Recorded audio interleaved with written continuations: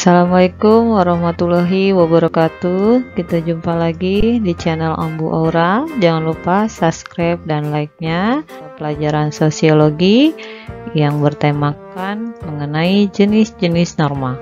Norma dibedakan menjadi dua, norma resmi dan norma tidak resmi. Norma tidak resmi atau non-formal adalah patokan yang dirumuskan secara tidak jelas di masyarakat dan pelaksanaannya tidak diwajibkan bagi warga yang bersangkutan.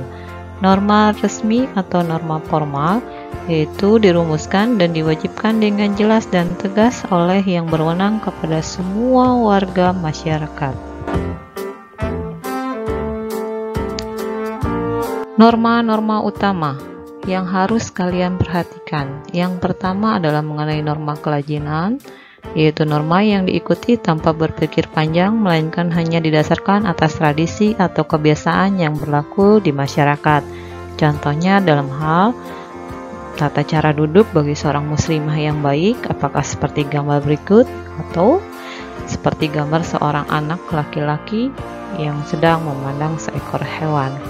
Lalu dalam tata cara makan, apakah membawa makanan sambil kita makan dan sambil kita berlari, atau kita membawa makanan ke meja makan, kita letakkan, dan kita mulai berdoa sebelum memakan makanan tersebut. Lalu dalam tata cara peminangan atau tata cara pelamaran yang baik yang berlaku di dalam masyarakat pada umumnya. Yang berikutnya adalah mengenai norma kesopanan, yaitu norma yang berasal dari hati nurani tiap manusia dalam masyarakat. Misalnya dalam hal berkata jujur, dalam hal berkata sopan, dan dalam hal berpakaian yang baik, rapih, dan benar. Berikut ada beberapa gambaran mengenai tata cara berpakaian seorang muslimah yang baik dan benar. Menurut kalian mana gambar yang benar dan sopan dalam hal berpakaian? Apakah gambar nomor 1, 2, 3, 4, 5, dan 6? Kalian yang bisa menilainya masing-masing.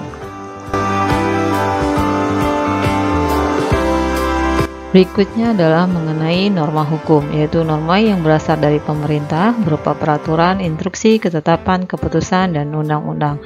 Norma hukum dibedakan menjadi dua, yaitu yang tertulis, misalnya hukum pidana dan hukum perdata. Lalu yang kedua adalah hukum tidak tertulis, misalnya dalam hal hukum adat. Norma agama atau mode dan fashion, misalnya dalam hal model rambut.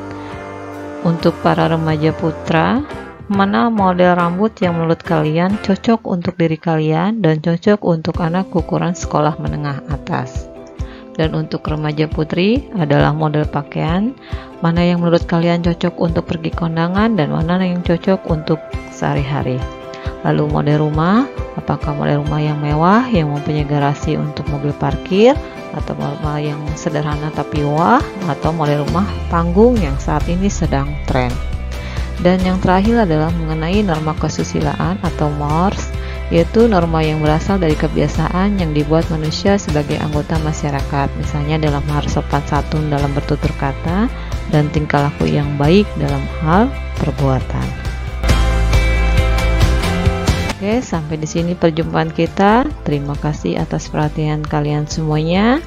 Assalamualaikum warahmatullahi wabarakatuh.